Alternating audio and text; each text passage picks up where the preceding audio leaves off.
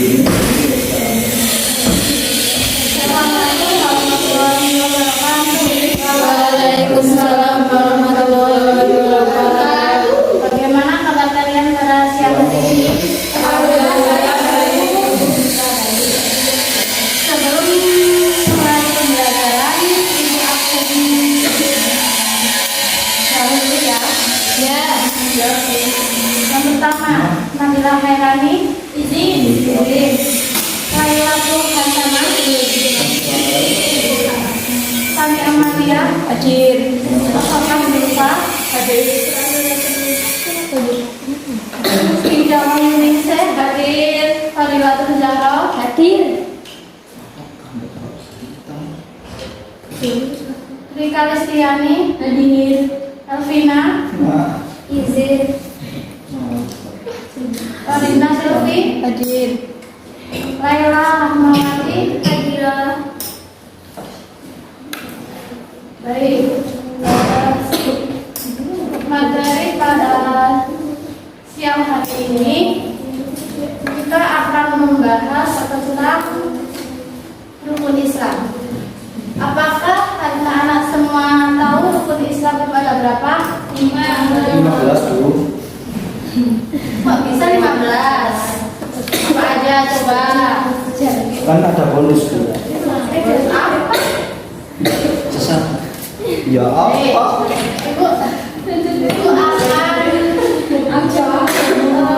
membahas tentang rukun Islam. Rukun Islam itu ada 5. Yang pertama adalah syahadat. Ya, Pak. Ya, baik. Makasih Ibu. Ya. Ya. Rukun Islam ada 5. Yang pertama adalah syahadat. Yang kedua adalah sholat, yang ketiga zakat, dan yang keempat puasa, yang kelima haji. Ibu akan membahas satu persatu. Yang pertama adalah pengertian syahadat.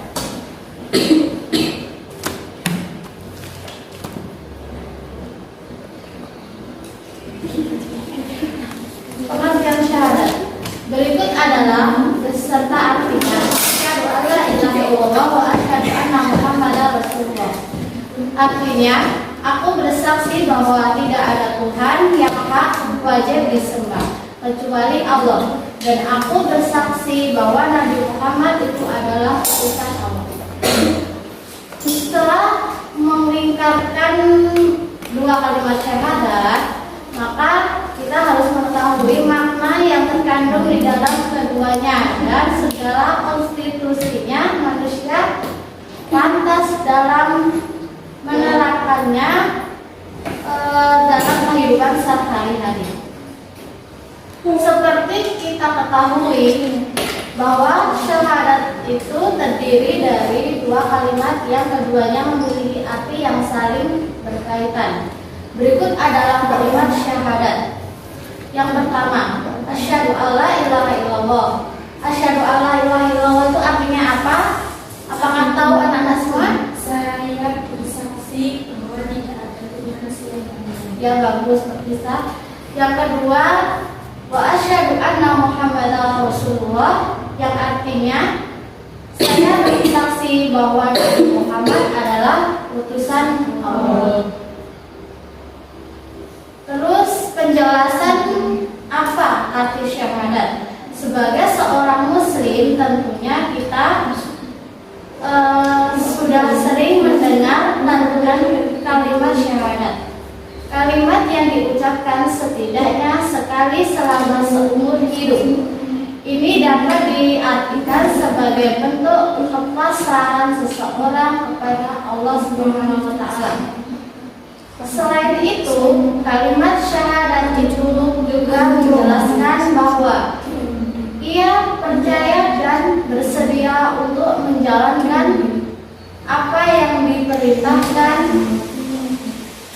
dan oleh agama dan menjauhi apa yang dilarang Allah Subhanahu wa Ta'ala. Kalimat kedua dapat diartikan sebagai bentuk kesediaan diri untuk mengikuti sunnah Nabi, tidak takut dan atau ikut-ikutan dalam mengerjakan sesuatu amalan ibadah. Terlebih dahulu kita menjauhi segala perbuatan tidak ataupun bentuknya sebagai bentuk ulang dari penerapan baik. Tadi itu sudah menjelaskan tentang syahadat. Coba Ibu bacakan bagaimana bunyi syahadat itu. Ayo, coba dibaca. Bagaimana bunyi syahadat? Asyhadu alla ilaha illallah wa asyhadu anna Muhammadar Rasulullah. Artinya apa? Aku bersaksi bahwa tidak ada Tuhan selain Allah, dan aku bersaksi bahwa Nabi Muhammad adalah utusan Allah. Selanjutnya syahadat. 1. Syahadat itu adalah jaminan untuk masuk surga. Rasulullah SAW itu pernah bersabda, barang siapa yang akhir perkataannya sebelum meninggal dunia, maka sebelum meninggal dunia adalah la ilaha illallah Muhammadur Rasulullah, maka dia akan masuk surga. Hadis riwayat Abu Daud. Terus yang kedua, menumbuhkan sifat tawakal. Menumbuhkan sifat tawakal adalah tawakal dapat diartikan sebagai kepercayaan hati terhadap Allah Subhanahu wa Ta'ala yang Maha Pengasih lagi Maha Penyayang. Seseorang yang bertawakal atau berserah diri kepada Allah Subhanahu wa Ta'ala, maka jiwanya akan selalu tenang dan tidak bingung jika menemukan sebagai macam masalah yang dihadapi, karena kita sudah tidak bingung jika menemukan berbagai macam masalah. Seseorang yang berzikir setiap hari mengucapkan kalimat syahadat, maka akan tumbuh sifat tawakal di dalam dirinya kita sendiri. Terus yang ketiga, itu ada zikir paling utama. Perlu anak-anak ketahui bahwa dua kalimat syahadat itu adalah merupakan sebuah zikir yang paling utama di mata Allah Subhanahu wa Ta'ala. Yang keempat, kebaikan. Kebaikan adalah terdapat sebuah kisah inspiratif bahwa ada seseorang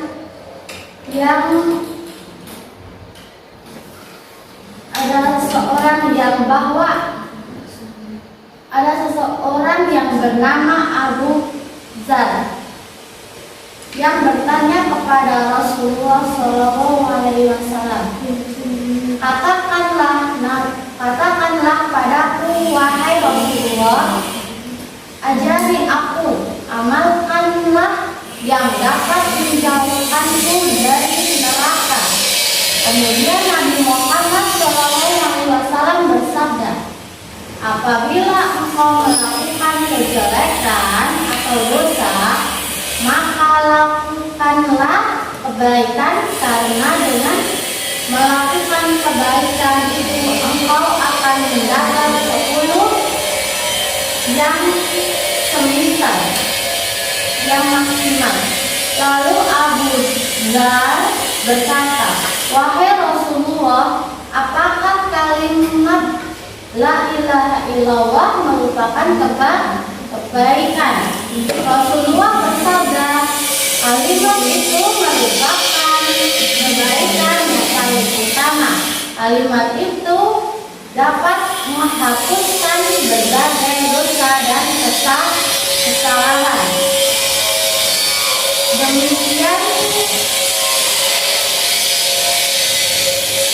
Lalu yang keempat adalah kebaikan. Demikian atau ulasan yang tentang apa arti syahadat itu adalah kita harus bertawakal dengan senantiasa untuk mendekatkan Allah Subhanahu wa Ta'ala. Yang kedua, kita mengenal dengan pengertian salat. Rukun Islam kan merupakan pedoman bagi umat Islam dalam beribadah. Salah satunya yaitu dimuat dalam rukun Islam ialah perintah menjalankan sholat. Ibadah itu bisa dikatakan sebagai bekal utama agar seorang muslim dapat masuk surga. Pasalnya, sholat merupakan suatu kewajiban yang menjadi jembatan untuk dekat dengan Allah Subhanahu wa Ta'ala. Namun, sebetulnya apa yang dimaksud dengan sholat? Apakah tahu apa yang dimaksud dengan sholat? Sholat apa? Sholat dan apa? Yang agama. Yang agama. Dalam buku yang berjudul Misteri Kedua Belakangan dalam Sholat, Zikir dan Doa, karya Dr. Haji Fatruddin Hasan Kudsi. Kata sholat itu adalah kata sholat sebetulnya berasal dari salah satu lugah yang berarti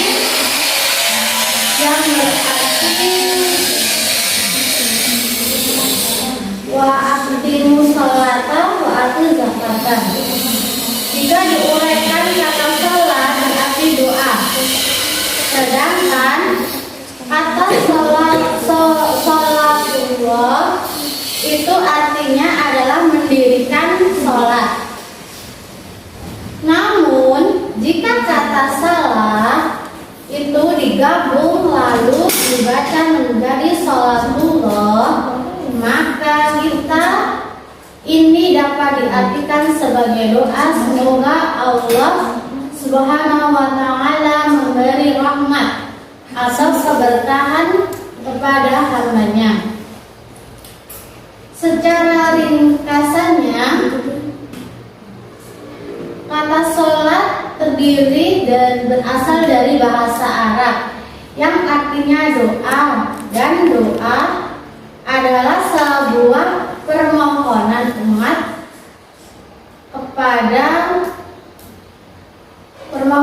kepada yang kuasa. Terus dengan menjalankan sholat, seorang umat muslim bisa dibilang menjalankan semua ibadah, sebab dalam gerakan dan bacaan sholat umat muslim turut berzikir, tilawah, terdiri tasbih, bersujud, bertasbih, berdoa, dan bertakbir kepada Allah Subhanahu wa Ta'ala. Maka demikian, sholat bisa dibilang sebagai ibadah yang komplit, ibadah yang runtut. Terus selanjutnya, rukun Islam merupakan pedoman bagi umat muslim dalam beribadah. Salah satunya kita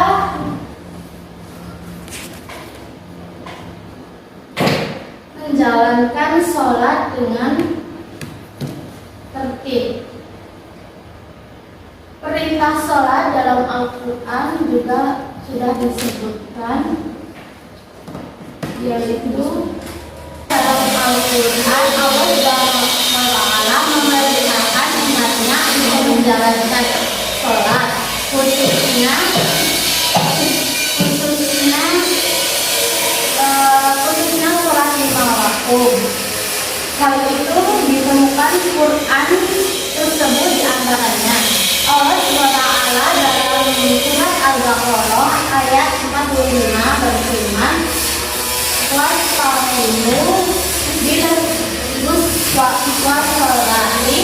wa innaka laqadirtu bima alal muslim.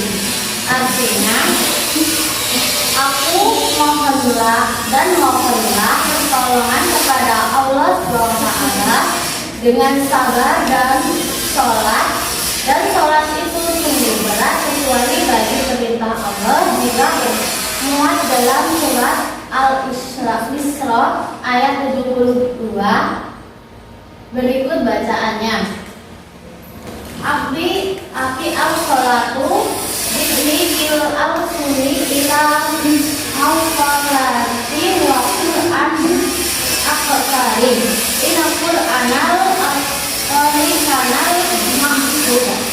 Artinya, dirikanlah sholat dari sebuah matahari tergelincir sampai gelap malam, dan dirikanlah pula sholat subuh sesungguhnya disaksikan oleh malaikat. Terus yang selanjutnya materi tentang puasa.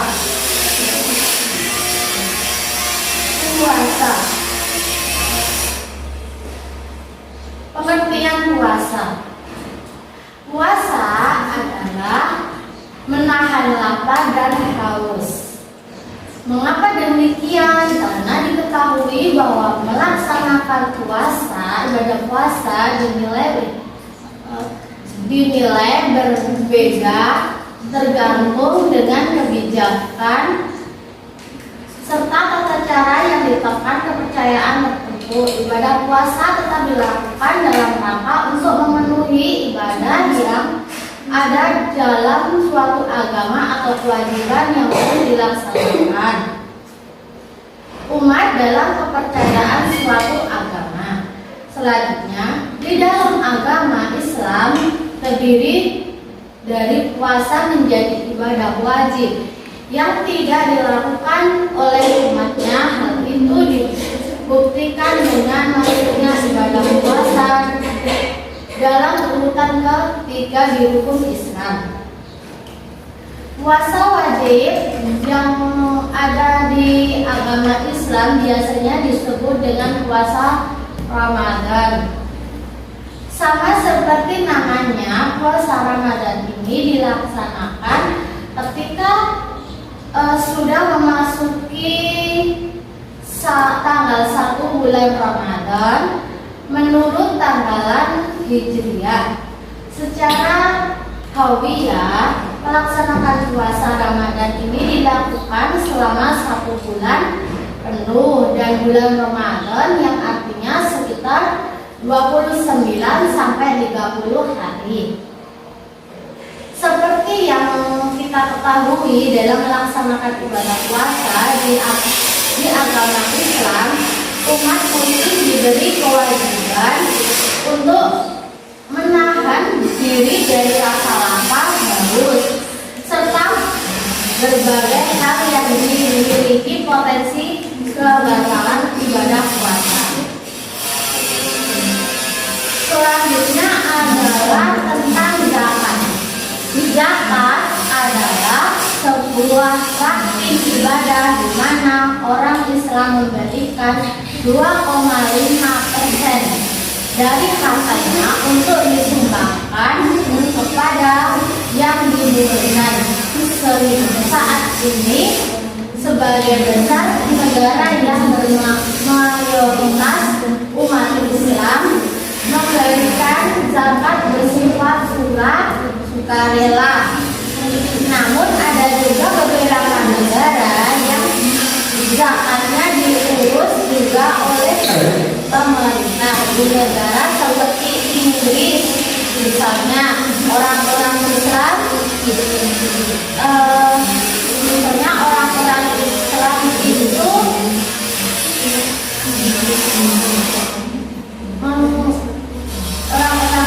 itu di sana membayar zakatnya dengan memberikan langsung ke badan amal.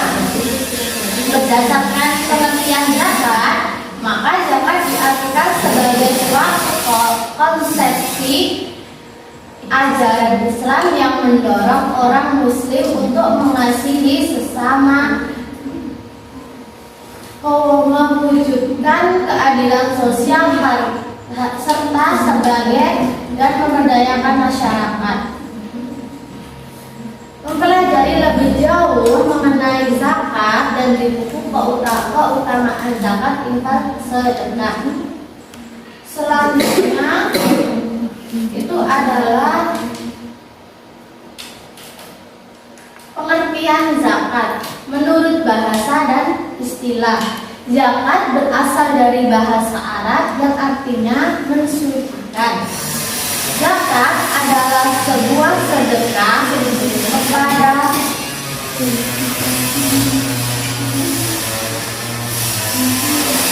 kepada umat Islam. Zakat diperlukan dalam Islam sebagai kewajiban atau seperti pajak.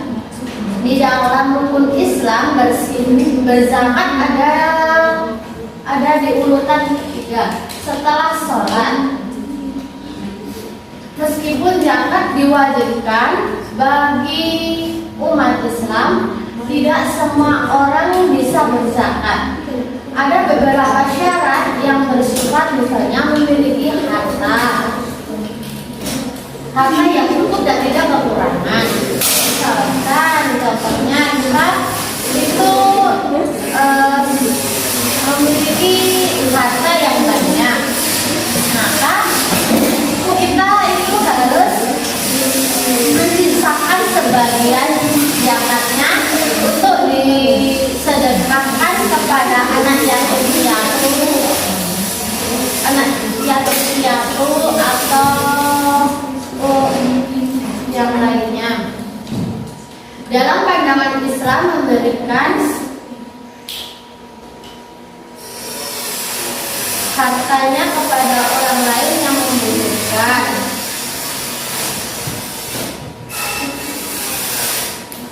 Al-Quran amalan tentang zakat disebutkan beberapa kali seperti dalam surah Al-A'raf ayat 156.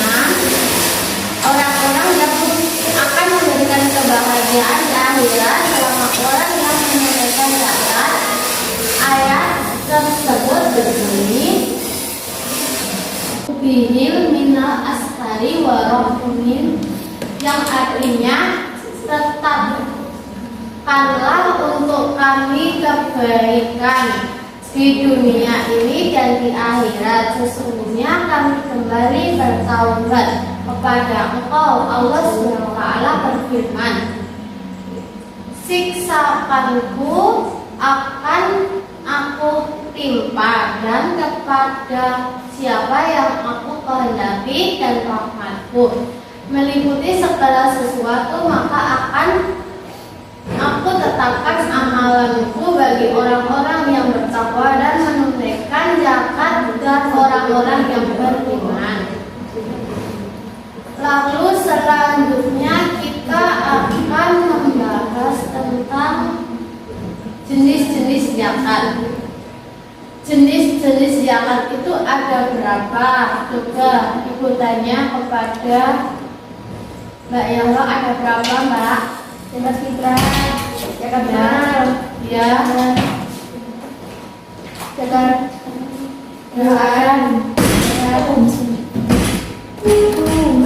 jenis zakat. Bagi umat Islam ada dua jenis zakat. Jenis zakat harus ditunaikan, yaitu zakat fitrah dan zakat mal. Yang pertama zakat fitrah. Zakat fitrah adalah zakat yang harus dibayarkan bagi orang muslim yang sudah mampu untuk menunaikannya dan untuk kecukupan. Zakat fitrah adalah zakat yang diwajibkan ditunaikan satu kali dalam setahun. Selanjutnya, zakat fitrah itu memiliki arti yaitu mensucikan harta. Zakat besar zakat yang harus dikeluarkan untuk kita adalah sebesar 1 sa atau 2,5 kilogram beras. Kurma 1 garam. Gandum, maaf ya. Sebesarnya ya Pak, itu bisa disesuaikan dengan konsumsi per orang dalam sehari. Pada waktu yang berlalu, karena hal ini bisa berubah akibat inflasi dari negara tersebut, ketentuan ini berdasarkan pada di atas. Terus rukun Islam yang kelima adalah tentang haji. Pengertian haji.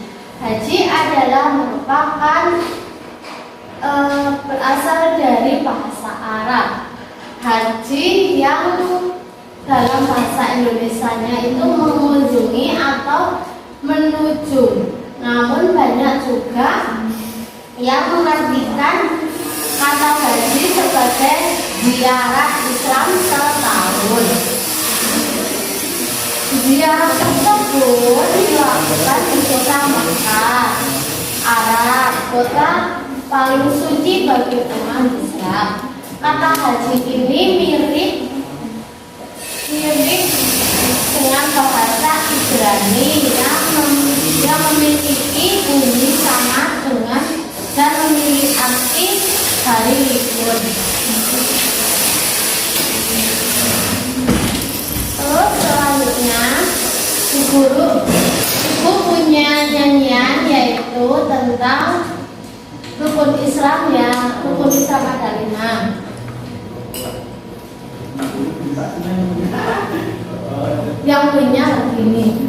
Rukun Islam yang 5, syahadat, sholat, puasa. Yang hati untuk si bapak, hati bagi yang puasa. Siapa tidak sholat, siapa tidak yakat, merugi di akhirat, Allah akan melaknat. Coba dinyanyikan ulang sekali lagi Bu. Ya, 1, 2, 3. Rukun Islam yang 5, syahadat, sholat, puasa. Ya untuk si bapak, haji bagi yang puasa. Siapa tidak sholat, siapa tidak yakat, kan rugi di akhirat, pasti Allah melaknat. Siapa yang tadi tidak melakukan sholat subuh? Coba angkat tangan.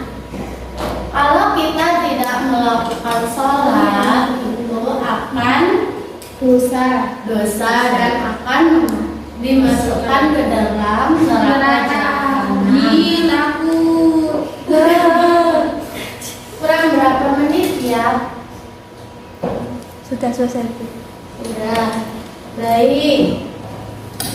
Pertemuan pada siang hari ini sampai sini dahulu.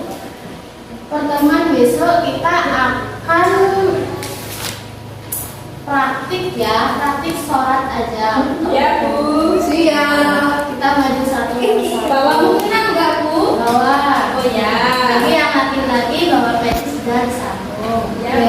Udah punya sarung Bu. Jadi bawa rukun sholat enak aja. Baik, teman pada siang hari ini semoga alhamdulillah lancar dan semoga ilmu bisa bermanfaat. Amin.